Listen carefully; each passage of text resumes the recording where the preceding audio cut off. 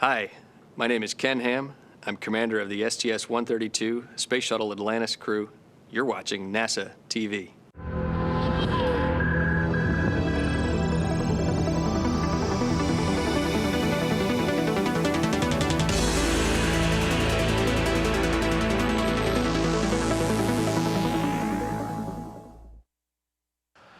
From Launch Complex 39 at the Kennedy Space Center in Florida, this is Shuttle Launch Control at T-minus 3 hours and holding. This is the 132nd launch of the Space Shuttle program, the 32nd launch of Space Shuttle Atlantis, and the 34th shuttle flight to the International Space Station. Here's our commander, Ken Ham, who has spent 13 days in space aboard Discovery on 124. Here's our pilot, Tony Antonelli. This is his second trip into space, having flown as a pilot on 119 aboard Discovery, which delivered a space station integrated truss segment and a pair of solar generating wings. Going over now to Garrett Reisman, MS-1 aboard Atlantis on STS-132. He'll be performing spacewalks 1 and 3. He holds a PhD in mechanical engineering and spent 3 months in space aboard the International Space Station. And here is Steve Bowen. He's the first ever submarine officer selected by NASA to be an astronaut. He's mission specialist number 3 and will be doing 2 spacewalks, EVAs 1 and 2. This is his second spaceflight, having flown previously on Endeavour. Piers Sellers. This is his 3rd spaceflight, having flown on STS-112 on Atlantis and 121 aboard Discovery. He's logged 41 EVA hours and 6 spacewalks. And Michael Good, making his second trip into space, having served as mission specialist number 2 on this mission. He'll be doing spacewalks on EVAs 2 and 3.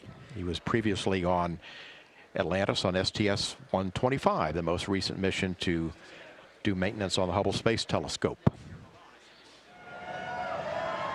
And here they come.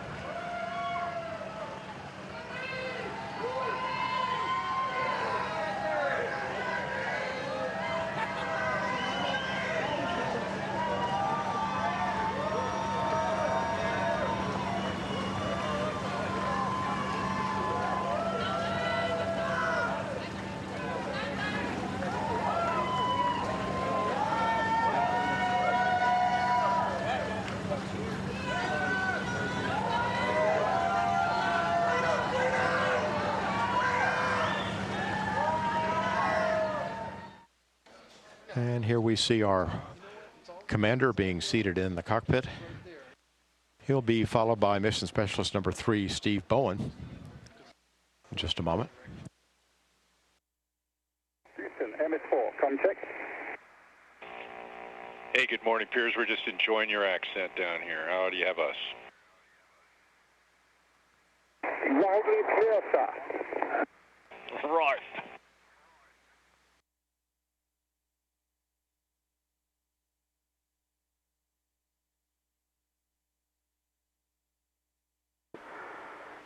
Atlantis Launch Director. Go, sir. Okay, Huck, on behalf of all the manufacturing, processing, flight, and launch teams that have worked on Atlantis since March of 1980, I'd like to wish you all good luck, Godspeed, and have a little fun up there.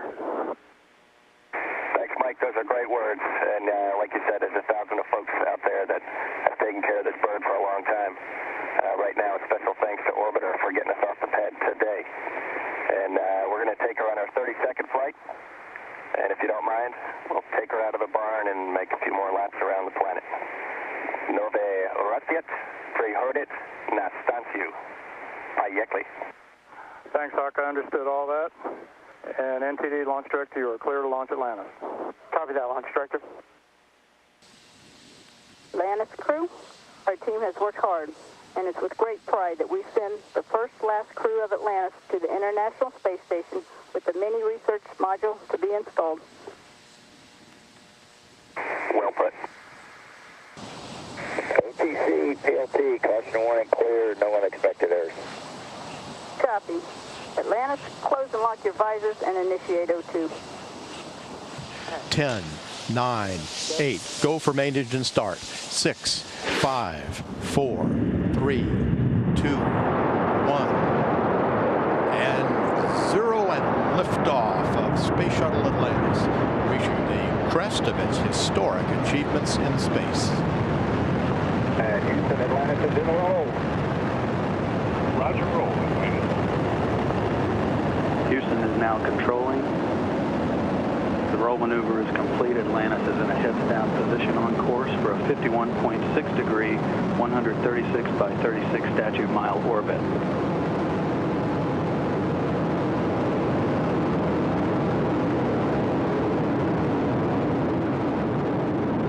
And the 3 main engines on Atlantis have now been throttled down to 72% of rated thrust as the orbiter prepares to pass through the area of maximum dynamic pressure on the vehicle in the lower atmosphere.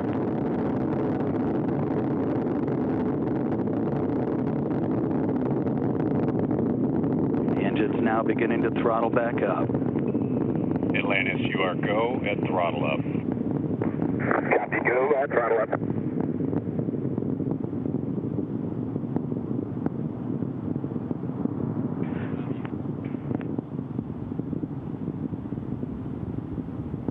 All 3 engines looking really good, back at full throttle now at liftoff. The fully fueled shuttle, boosters, and external tank weighed 4.5 million pounds. It now has burned half of that liftoff weight in propellant. 1 minute, 30 seconds into the flight. All 3 auxiliary power units that provide hydraulic power to the orbiter's systems in good shape, as are the fuel cells providing electricity to all of the systems on board. Atlantis is already 19 miles in altitude, downrange from the Kennedy Space Center, 20 miles, traveling 2,500 miles per hour. Coming up on staging, the point at which the twin solid rocket boosters burn out and separate from the orbiter.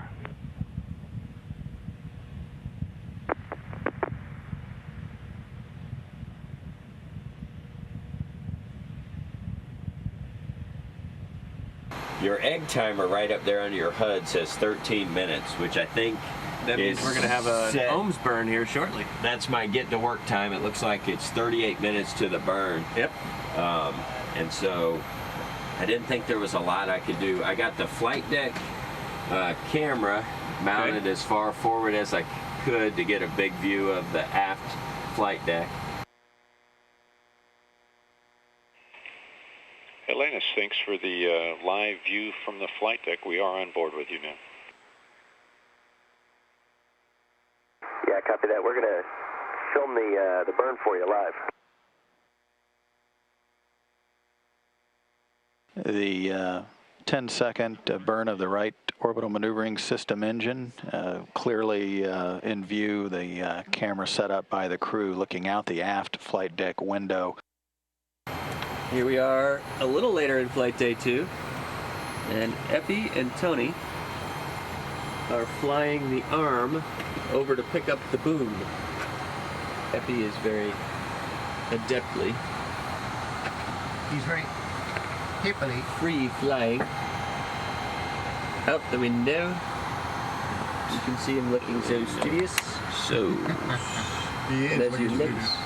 out the window, there is the arm that he is flying over to the boom.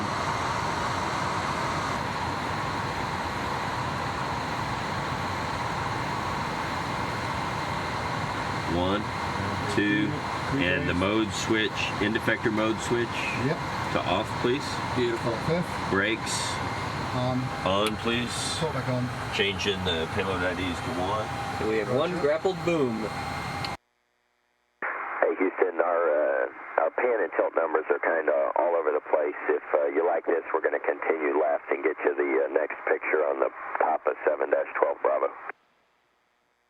This is Mission Control Houston. The discussion that's been ongoing is relative to the pan and tilt system on the orbiter boom sensor systems sensitive package on the tip of that boom. Starting to pinch there. And there it's jammed. Nope, maybe not. You know, it's deforming the cable. Okay, yeah, Piers says it's starting to push, mush the cable around right there. What you gonna do? All right, let's try to pan tilt reset again. That's pretty scary. Okay. But that's what you gotta do All right. to see Pan left. everything. Okay, Houston, we're going to try the pan tilt reset one more time. So we're going to go left to the hard stop, then up to the hard stop, and then reset it. Meanwhile, down on the middeck, I am wrestling in a bag of oxygen masks. Freshly built. oh, they got that fresh mask smell? Yep. It said to put 6 of these things with all their foam in this session storage bag, and that's the best I could do. Wow. 5+1 on a string. Aboard Space Shuttle Atlantis up on the flight deck, Mission Specialist Piers Sellers there on the left. Mission Specialist Steve Bowen, one of the spacewalkers. You see his back to the camera on the right in this view. Looking at the aft flight station, the Space Shuttle and the space station should be moving into an orbital sunrise as they approach the upper central coastline of Chile.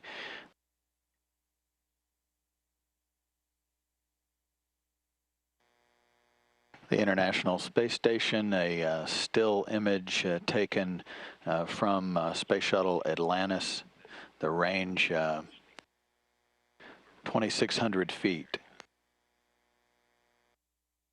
And station in Houston, Atlantis is initiating the RPM in 2, 1, mark. Start RPM. The R-bar pitch maneuver underway under control and command of Shuttle Commander Ken Ham.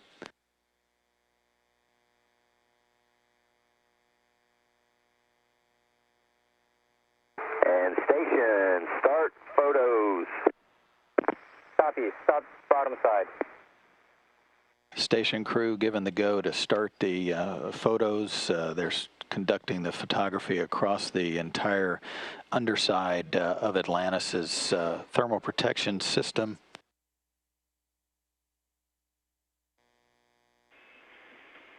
Atlantis and station on the big loop. On behalf of both the shuttle and station flight control rooms, your go for docking. Atlantis copies, go for docking. Thank you.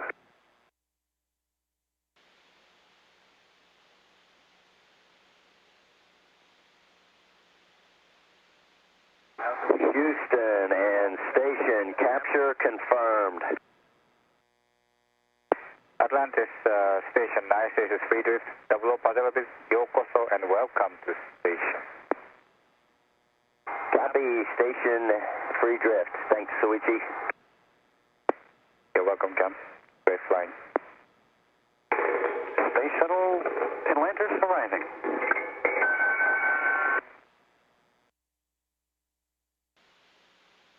This is Mission Control Houston. The hatches between the two spacecraft now open. Commander Ken Ham, second visit to the International Space Station. He's the commander of STS-132.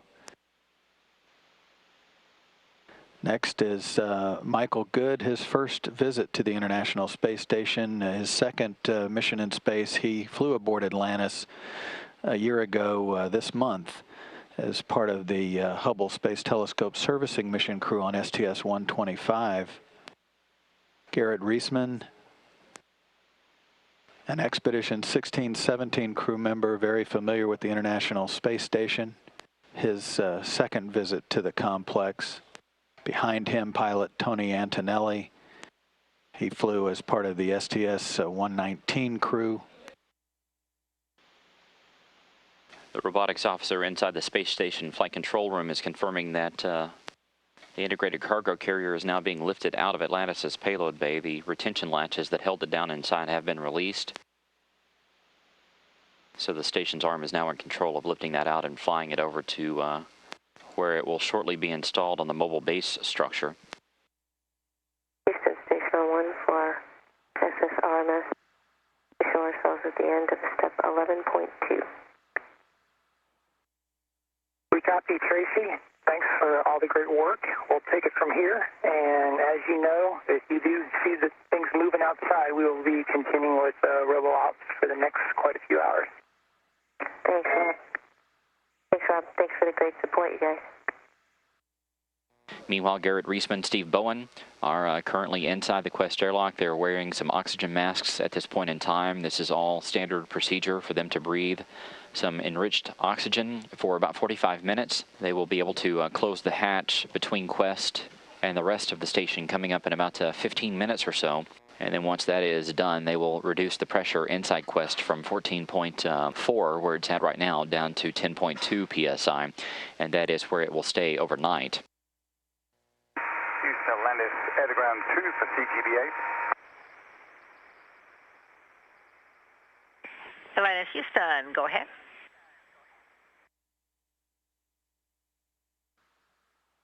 Big G, you have a go to open that and stow it.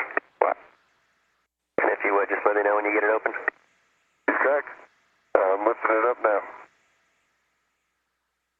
Oh, it is daylight outside. I wouldn't lie to you. Whoa, that's cool. Okay, the hatch is open. Okay, and you got her stowed? Just a second. Yeah, take your time. Yeah, Big G, that's the bottom of South America. That's awesome.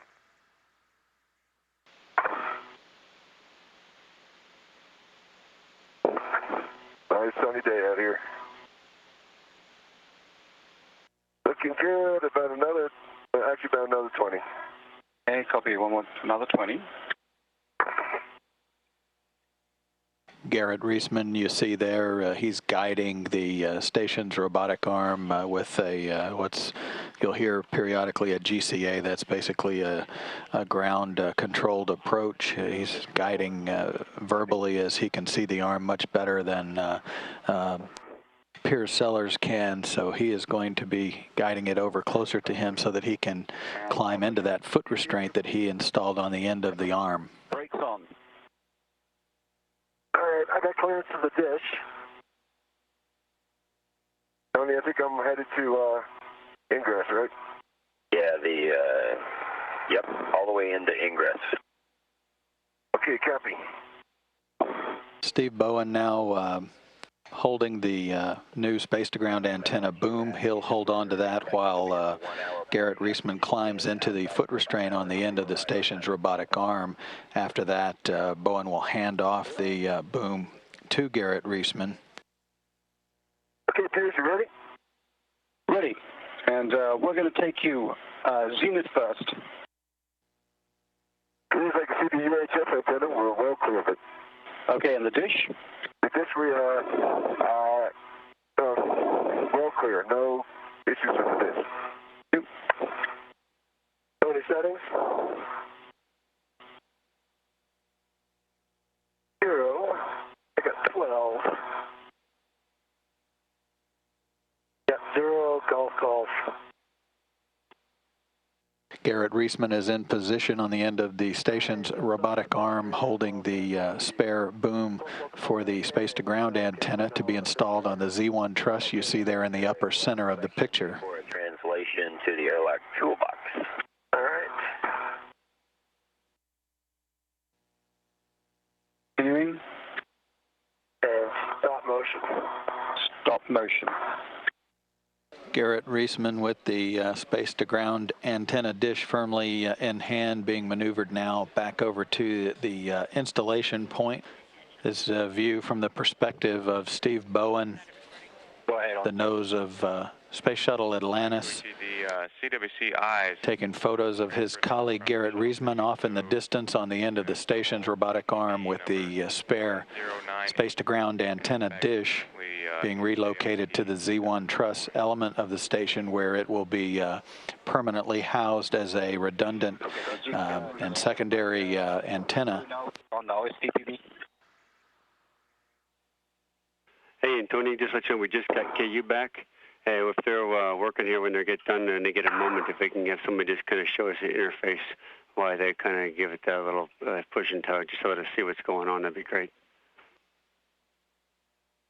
Okay, you can see in Garrett's view there, he was seeing the largest gap, and you can see that interface right there. You can tell there's not much of anything there. You ready for me to, you guys, if you're watching, I'll wiggle it. We're watching, Garrett. Ready? Whoa. Oh, you got a huge gap. Yeah.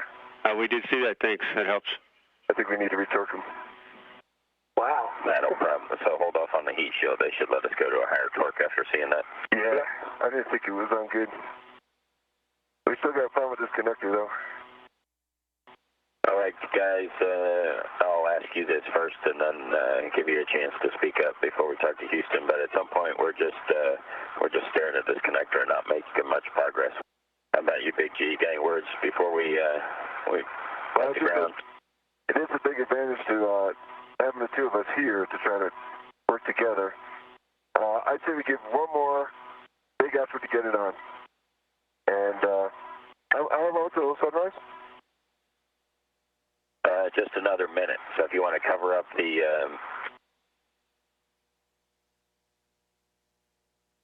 Yeah, I got it covered up. Yeah, that's going to keep that cold and keep it small? Yeah, right.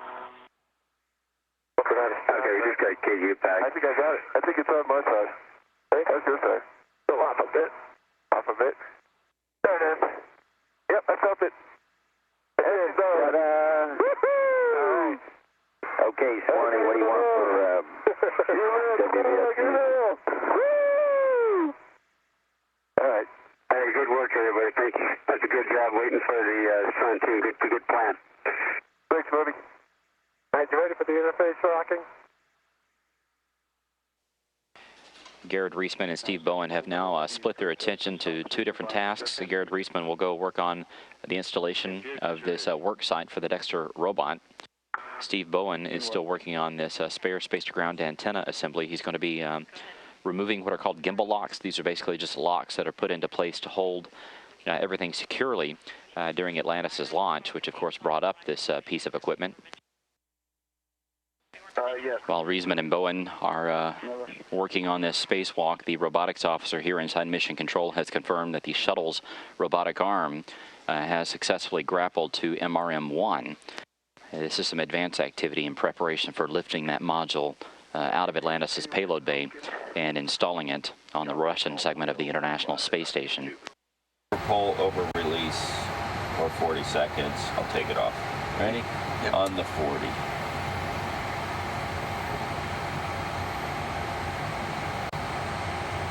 This is just releasing the locks to it. I got barber pole over barber pole. It looks like it released. It actually moved. And barber pole over release. Take the switch to off. Demate. That's just this one, and I should get released. Verify which cable of the... I got a low hover, so go position on it. Still got no lights. To plug it to Reba, was it 1008 that I'm 16, recharging? there's the one that's weird. Is it the same one that I had from previous? Okay. And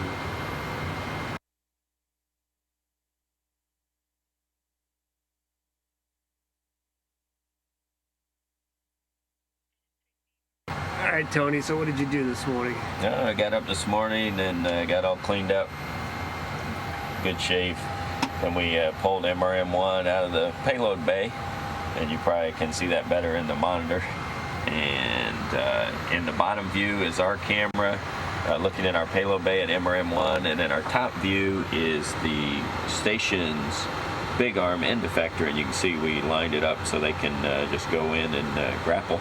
And Big G's over in the cupola flying the big arm. He's going to grapple the module and plug it into the bottom of the space station. And Big G on the big loop. The SRMS has MRM-1 at the handoff position with the brakes on. We go for grapple.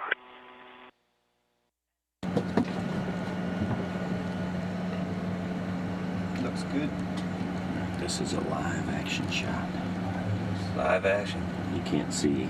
The angle's not too good, but this is Garrett. Grappling MRM-1. Grappling MRM-1. We're at the MRM-1 clearance position with the brakes on. Your go to maneuver to the MRM-1 pre-dock position. Okay, copy all. We're going to put that in work. And this is roughly a 20-minute maneuver that will reposition the Rassvet module at its pre-install position. The module has a number of components on the outside destined for future use at other locations on the International Space Station.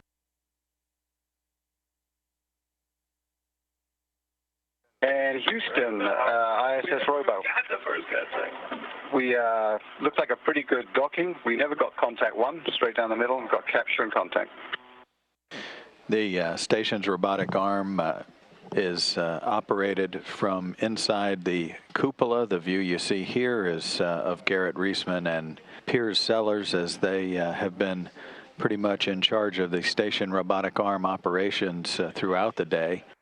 The robotic workstation was relocated from the U.S. lab Destiny to the robotic workstation a couple of weeks ago. All right, I can't believe we haven't put this in flight day highlights. This is definitely one of the highlights. This is, of course, the cupola. And we are, of course, the camera's going to get overexposed here.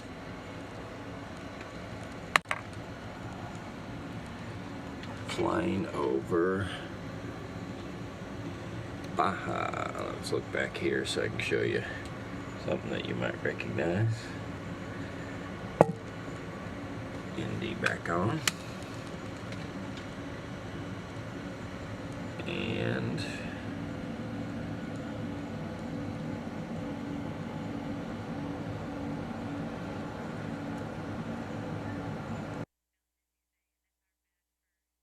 Michael Good will be performing his first spacewalk of this mission. This will be his third EVA, and his colleague Steve Bowen, who joined Garrett Reisman on the first spacewalk 2 days ago, he'll be wearing a suit with a red stripe.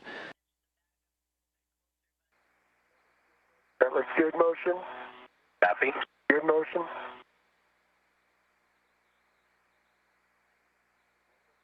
A little bit further. Keep coming. Another 6 inches or so.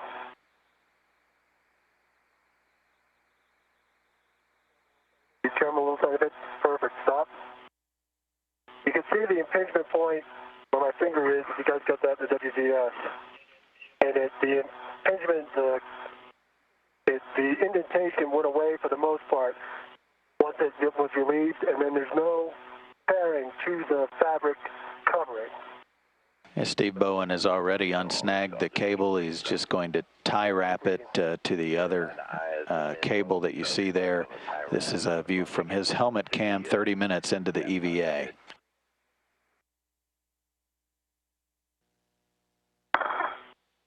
And it's turning. Michael Good now releasing one of the two bolts securing the battery to its carrier on the P6 truss. Completely released. Okay, and if you've got any words for Steve-O or Garrett about running torque and indicators as you do these, just shout them out. Next will be release H2. Yeah, running torque was nothing on H1. And you see the indicator there, Steve-O? Yep. So it went here from lock just that far on H1. It's not very far. And I could feel it, jumping on the thread at the end when I was done, kind of clicking on it. And Mike, if you could pull it to your right a little bit so I can get down the... Thank you. Tony, I really didn't feel any soft dog. I mean, it was just floating. Okay, I copy. We'll be interested to see if the pallet's the same or if it's firmer. Bowen is now handing the first new battery.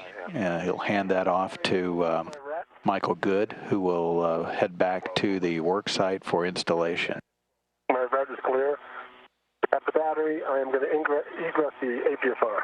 Okay. Okay, you're going to have to pitch it away a little bit. Can you push it? Yeah. Thanks. Thank you. I'll put this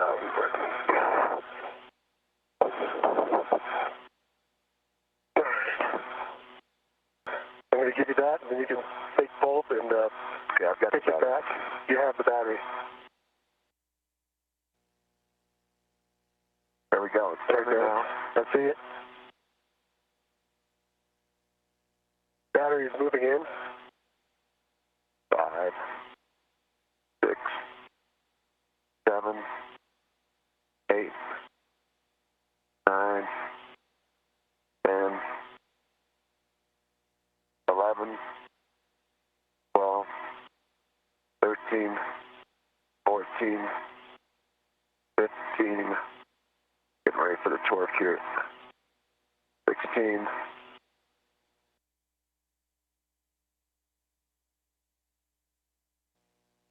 trying to get my rate. Okay, I've got the battery. You have the battery? I'm just going to move over so you can get over to that handrail. So let me try and get in.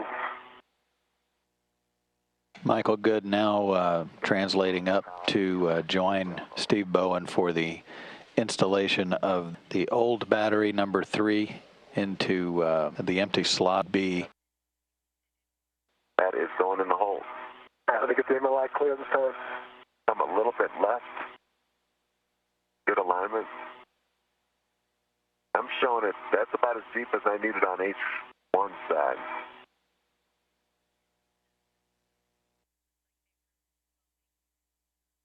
Three brand new batteries now have been installed on the P6 truss. The crew has been given a go for the 4th battery today, so they are jumping ahead now that the new battery is installed.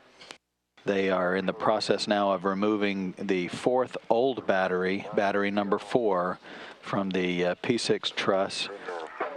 Once they have that removed, they will install it on the pallet to be returned home aboard Atlantis, and then they will remove the 4th new battery from that pallet and install it in the empty slot.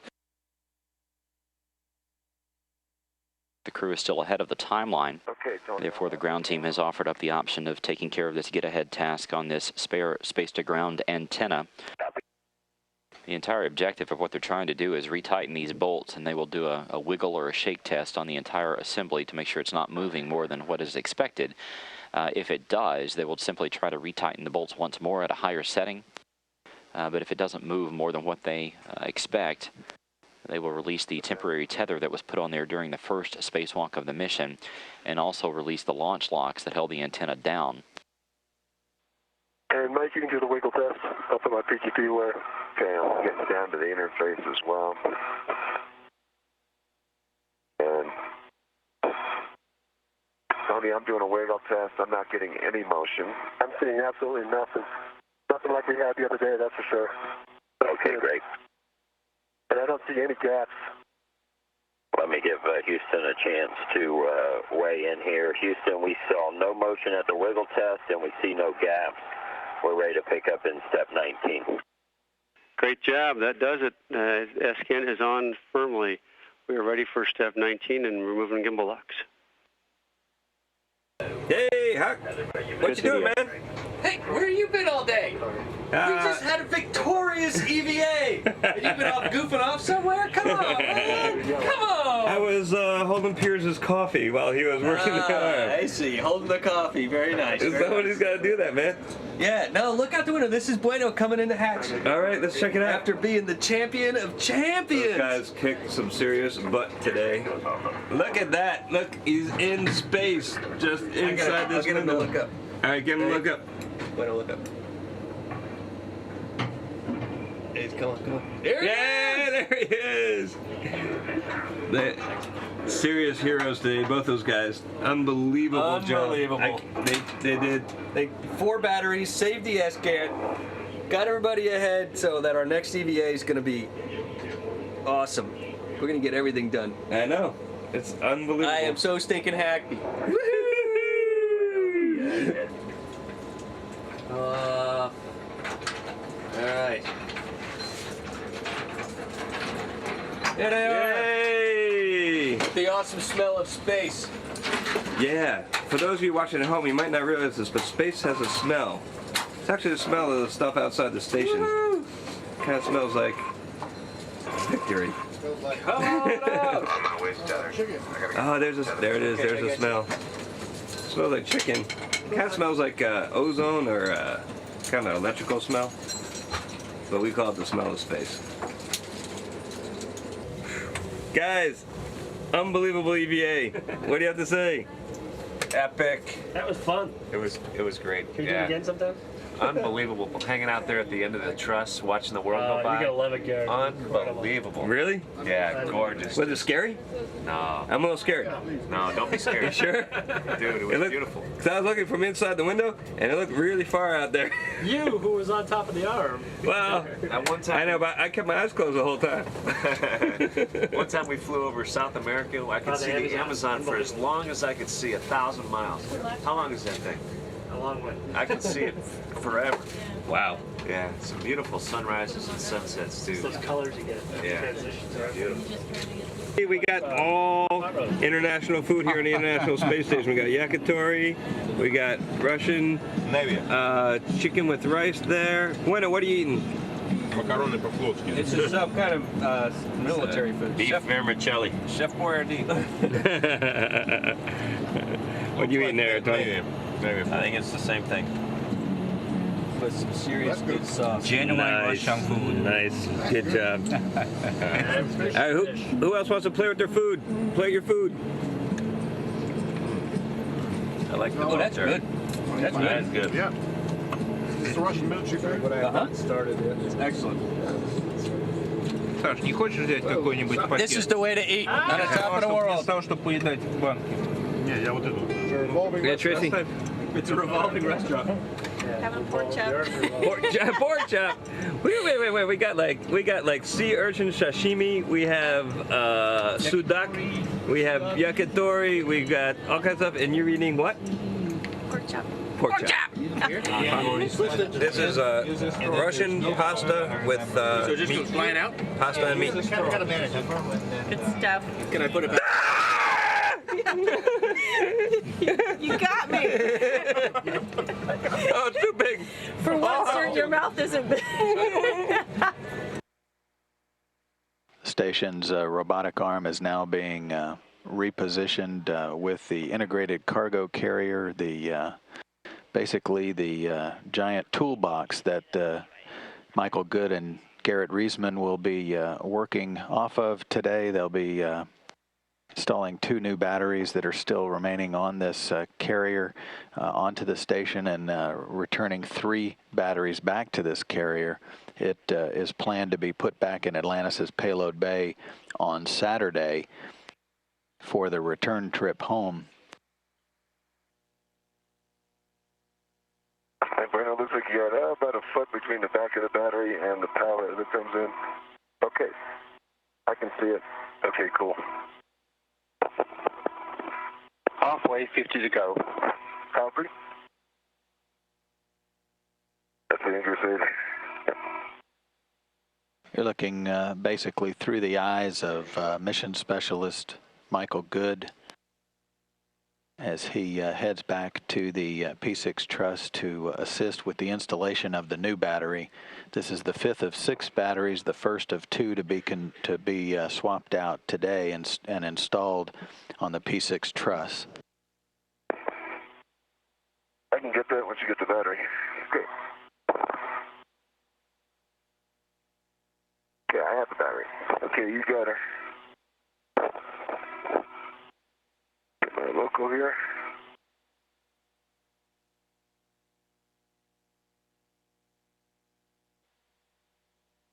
Three hours, 1 minute into the spacewalk, the task of removing and replacing 6 batteries on the P6 truss has been completed. That was at 8:28 a.m. Central Daylight Time, 9:28 Eastern Time. The P6 truss now has a full complement of 6 new batteries. Those will be brought online later on in the mission. Okay, Tony, I have the ACFR from with 21 on my BRT with the red. Okay, I'm going to have you go up 5328 to get your fare lead. But if you, while you're down there, if you could just take a look around, the only thing that should be left down there that you should see is Garrett's fare lead, which should be just inboard of you. Everything else should be cleaned up. Okay.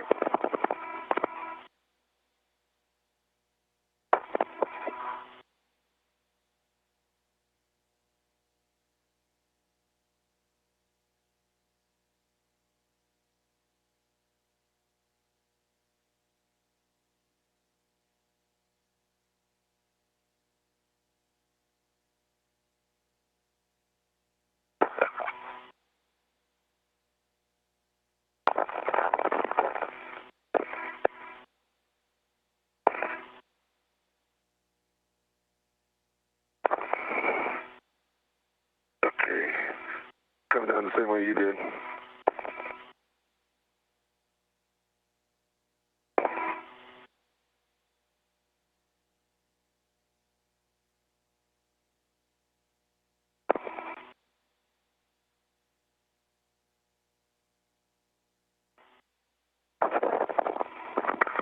This is Garrett Reisman's camera here. As you can see, the thermal cover is open to the Quest airlock. He is inside.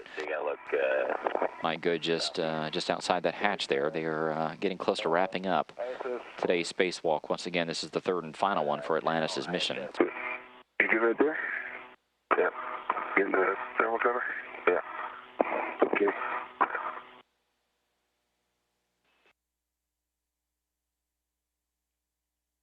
Before we undock from this International Space Station, I wanted to send this message to you so you could see Atlantis in service once again on behalf of the United States of America and all of the people that have built her and operated her for the last 25 years. This is her 32nd mission. She has traveled over 100 million miles and been in space nearly 300 days. And as you look out the window here, you can see the International Space Station in all her glory as Atlantis plays a part in the final days of completing her assembly. That's the PMA you can see out the window, which is the pressurized mating adapter. And then up above, you can see the truss and the front part of Node 2. And you can see how enormous the International Space Station is. And you can appreciate the role that Atlantis had in constructing this incredible, incredible ship.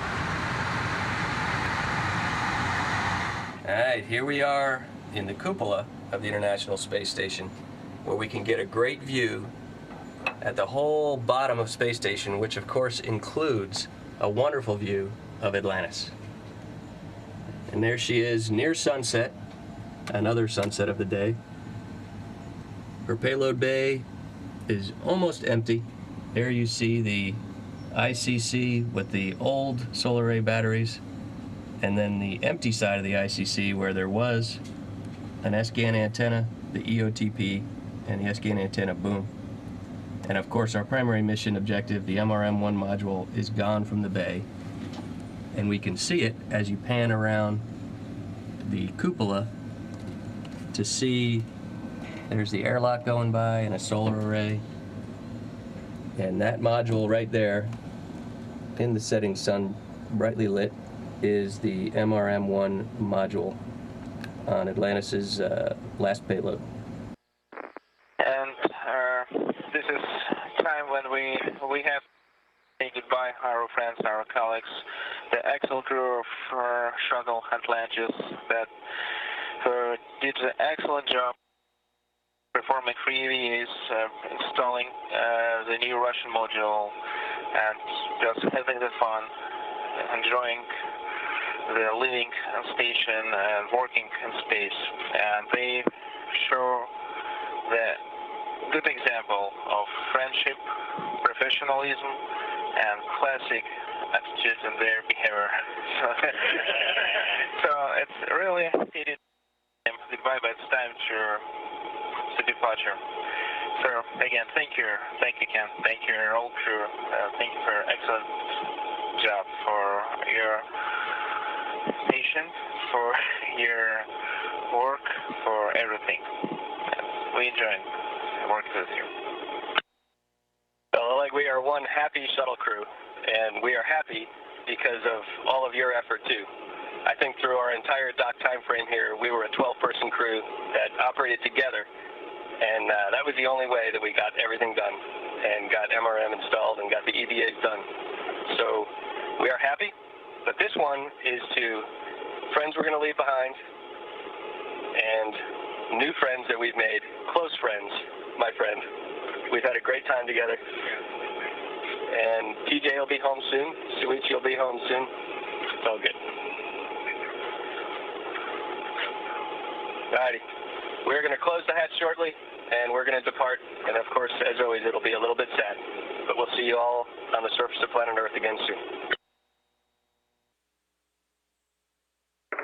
Houston and station from Atlantis. Physical separation. Houston copies. Copy. Station copies. Space Shuttle Atlantis departing. Atlantis, station is now in attitude control. Mike, I gotta tell you, you guys are consummate professionals with a great sense of humor. We were so glad to see you. Loved working with you. See you soon, brother. Stay safe. Copy all, TJ, and same comments right back at you, brother.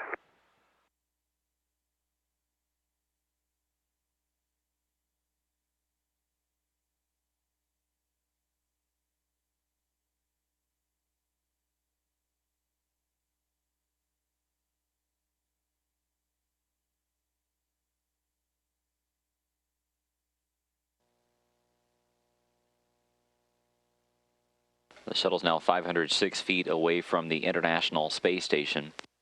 This fly around is continuing with STS-132 pilot Tony Antonelli at the controls. There you can see the Progress 37 that is currently docked with the Piers docking compartment. At the very back toward the lower center part of your screen, you can see the Soyuz TMA-17.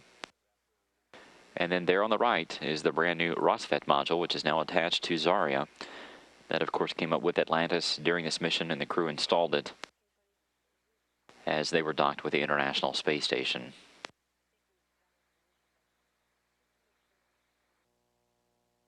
And there you can see the entire International Space Station complex there. If you look at the top, Atlantis currently casting a shadow on the solar arrays. Here we are on the flight deck of Atlantis again with the entire STS-132 crew. And we have undocked from International Space Station yesterday, spent the day inspecting Atlantis's thermal protection system, and we didn't see anything wrong at all, which is no surprise. And tomorrow we're going to pack up the ship to come home to Florida the next day. I'm going to hand the mic to Atlantis's pilot, Captain Select Tony Antonelli. Thanks, Hawk. Atlantis is just a fabulous ship. She was a fabulous ship in the beginning and continues to be just absolutely amazing. If this ends up being Space Shuttle Atlantis' last flight, we've got an American flag here that we're honored to fly. This American flag flew on Atlantis' first flight, STS-51J, and I'll hand the mic over to Navy Captain Steve Bowen. It's a real honor to be among the 191 crew members that have flown on Atlantis in her over 300 days in orbit, 120 million miles. Atlantis is actually named after a ship of research and discovery from a place I happen to study, Woods Hole Oceanographic Institute, and she has definitely lived up to her name over the past 20 years or so. Good and Piers Sellers, who has done his own sets of research. Atlantis is absolutely my favorite shuttle. I've only flown on two, but she's still my favorite. I hope that when she lands successfully, which I'm relying on these guys up front to do, that she goes somewhere and gets the respect she deserves as a ship of exploration. People like to visit ships like the Constellation, the Constitution, see where they've been and what they've done, and Atlantis is one of that line. I'm Garrett Reisman, mission specialist on this flight, and when I was selected as an astronaut back in 1998, there were 4 of us in our class that were living in the Southern California area, and we got together to visit Atlantis. We were invited to come up while she was in for overhaul in Palmdale. And when the 4 of us got together, one of the other astronauts was also Tracy Caldwell, who was just with us on the space station. So we were reminiscing about this just the other night. And we got together, saw Atlantis, and we all got so very excited about what we were about to do, becoming astronauts. And seeing the tender, loving care that she was given there in Palmdale by all the people that worked on her, it was hard to believe that here I would be some 10 years later flying on what could be her last flight. But she's been an amazing ship, and it's an honor to have served upon her. And here is Air Force Colonel Retired Mike Good. Thanks, Garrett. I've been lucky enough to have 2 shuttle flights, both of them on Atlantis, so it's also my favorite space shuttle. Atlantis has been on 32 flights now. We're on the number 32, and perhaps the final flight of Atlantis. She's been to many different destinations. I was lucky enough to go to both the Hubble Space Telescope and to the space station. She's also been to Mir and many other different places. So she's well traveled, and she's served many of us well, and we look forward to bringing her home safe and going to visit her someday on the ground. So from the entire crew, from STS-132, thanks to Atlantis and all the folks that have worked on her over the years.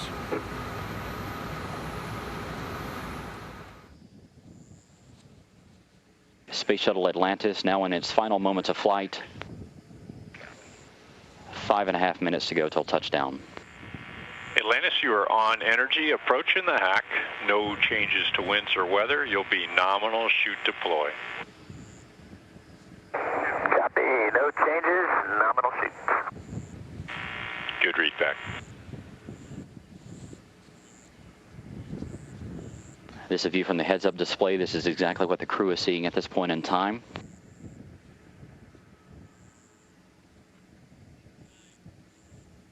Atlantis' current speed, 653 miles per hour.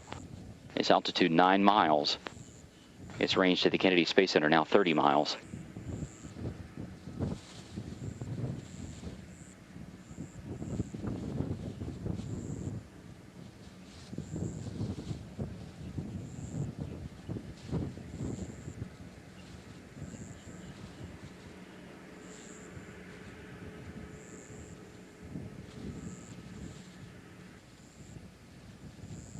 Pilot Tony Antonelli now taking control of the stick for a few minutes, steering Atlantis around this heading alignment circle. This is a right overhead turn of 320 degrees. This will set up the shuttle for its final approach and landing there on runway 33. Now just 3 minutes to go. The shuttle's traveling 547 miles per hour. Its altitude 6 miles. And Houston, Atlantis, field in sight. Yeah, good luck with that one.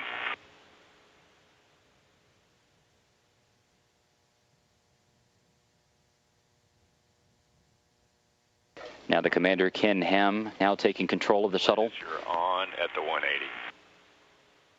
Copy, on at the 180. It's a beautiful day. Absolutely.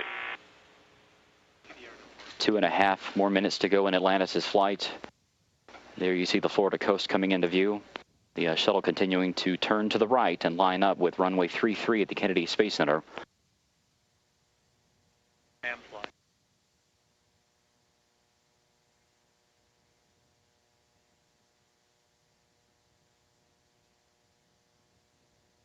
Commander Ken Ham continuing to finish up this heading alignment circle turn. Atlantis, you are on at the 90. Copy, on at the 90.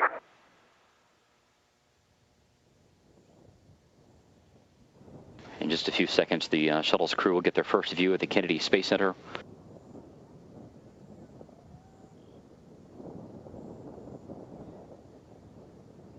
Atlantis now traveling 400 miles per hour. And Houston, now the left side of the cockpit has the runway in sight.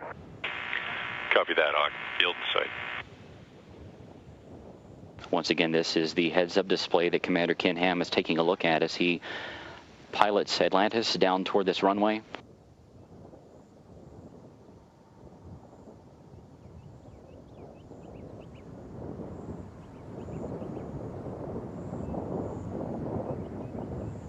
Space Shuttle Atlantis now traveling 389 miles per hour. It is now on final approach to the Kennedy Space Center.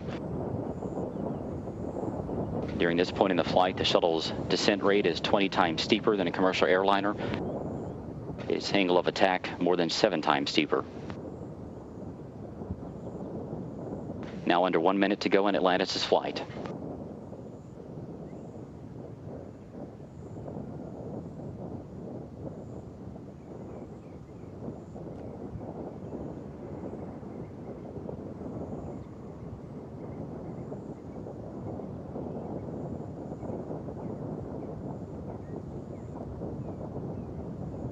Atlantis now beginning what is known as the pre-flare maneuver. It will pull the nose up a little bit right before it hits the runway. Its speed now 320 miles per hour.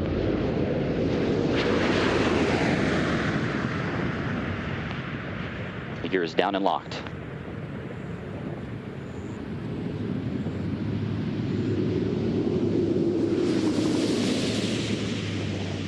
Main gear touchdown. Atlantis' nose being now rotated down toward the runway. The chute being deployed. And nose gear touchdown. Space Shuttle Atlantis now comes home to the Kennedy Space Center for the final time. 25 years, 32 flights, and more than 120 million miles traveled. The legacy of Atlantis now in the history books.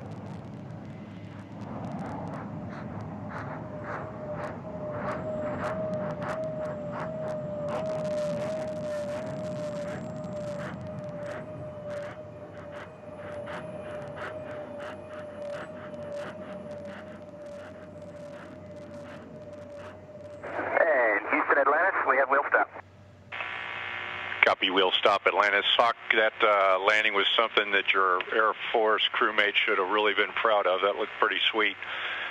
For you and your crew, that was a suiting in to an incredible mission. I'm sure the station crew members hated to see you leave, but we're glad to have you back.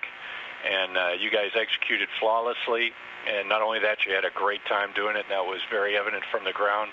And everybody down here really enjoyed working with you. With that, we'll get you back to work. We'll meet you in the post-landing page 5-3. There are no deltas. Okay, Scorch, thanks, and thanks to all you guys too. We'll go over to 5-3, and we'll finish up post-landing and turn this incredible machine back over to the ground teams to put her back in the barn for a little bit. Yeah, we concur. Folks, we're happy to be back here at the Cape. I think this is one of the few flights that, as pilot Tony Antonelli was saying earlier, you can take that PAO pamphlet that announces the launch date and the landing date and time and actually keep it, because we landed exactly on time, which is a credit to the forces here that got the ship ready and in the air on time. And then some great weather and some great support for landing got us back on time. Atlantis is an incredible ship. She was absolutely perfect through this entire mission. And probably our main objective, besides getting the mission done, was to bring her back in great shape and in one piece. So we're happy to be home, and we're going to go enjoy some time with our families. Thanks.